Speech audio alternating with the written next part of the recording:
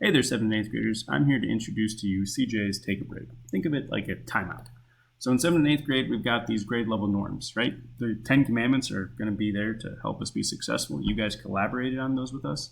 Then we've got this idea of citizenship and leadership. But sometimes we stray away from these things that help us be successful and be in community with one another. And taking a break is all about that ability to stop, reset, so that we can get back to these moments of success. And none other than Coach Popovich will help us out. Are we having fun yet? I need a little bit more dose of nasty. I'm seeing a little bit of unconfident, a little hesitant. So he just called a timeout in the middle of a game to say, hey, wait a second. We're supposed to be confident. We're supposed to have fun. We're supposed to be successful. Here's what we're going to do in order to be successful.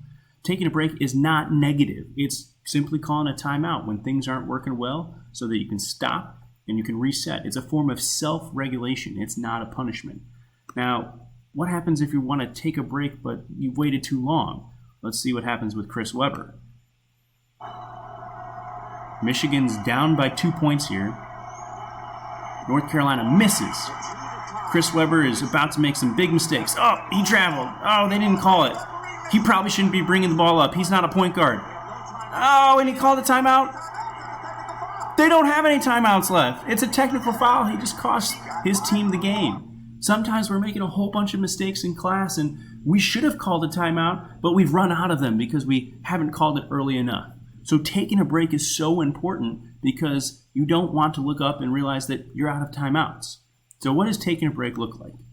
In this video, you're going to see me as a student. I'm not focused. I'm not following the volume. I'm not using my materials correctly. I'm not engaging in the lesson, getting my learning. Maybe I'm distracted or I'm distracting others, and I'm going to be asked to take a break. This is how you don't do it.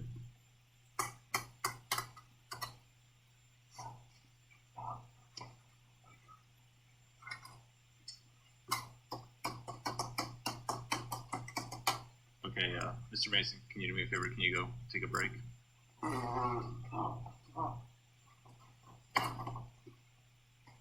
are you looking at? Stop talking.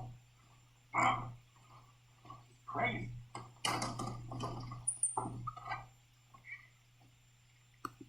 So I didn't react positively. I thought it was a punishment. I thought something was wrong with me when really I was just being asked to take a timeout.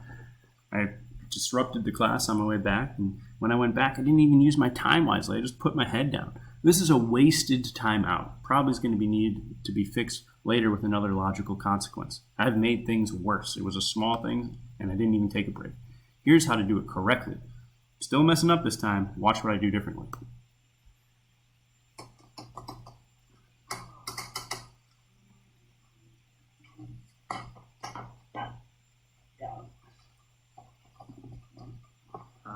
Okay, Mr. Mason, can you do me a favor? Can you go take a break?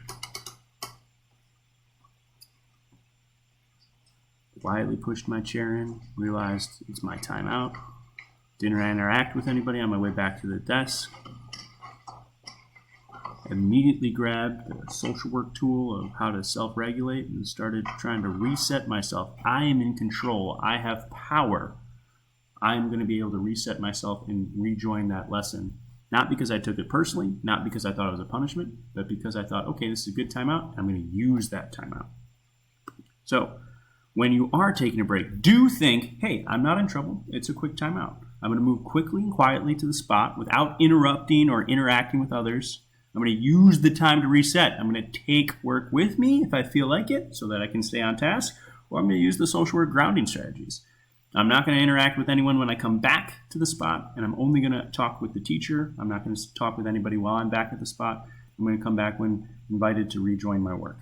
And I'm not going to abuse that spot by constantly asking, can I go back there? Or can I just go put my head down or anything like that? I'm actively going to use it because a timeout is meant to reset ourselves.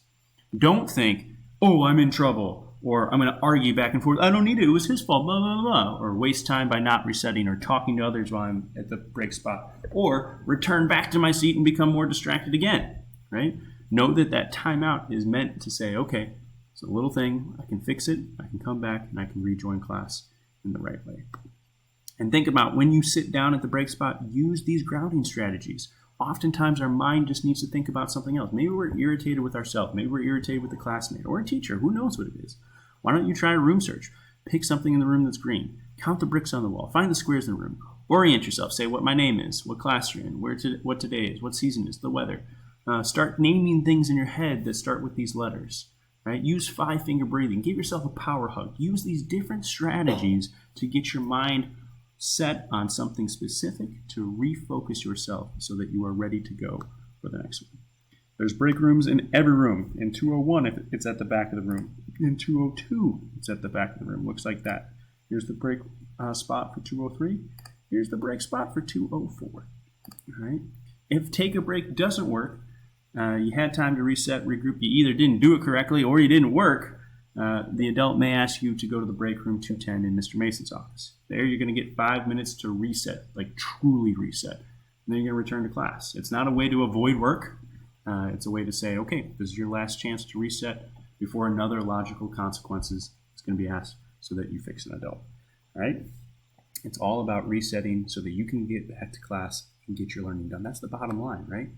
And taking a break works when we all do it right. It's not something to be ashamed about. So when we ask somebody to take a break, we're not going to look up and look at that person or laugh or smile or snicker or anything like that. There's no shame. We're going to embrace our ability and power to self-regulate and reset. And those who master taking a break will reap the benefits later on in life. You're able to do all these executive function skills really well. You're able to control your thought bubble, your emotional control. You're able to be persistent, flexible, have time management, have that good social awareness because you have mastered take a break. So when asked to take a break, utilize it like a timeout, reset yourself, regroup, be your awesome self by getting back to class.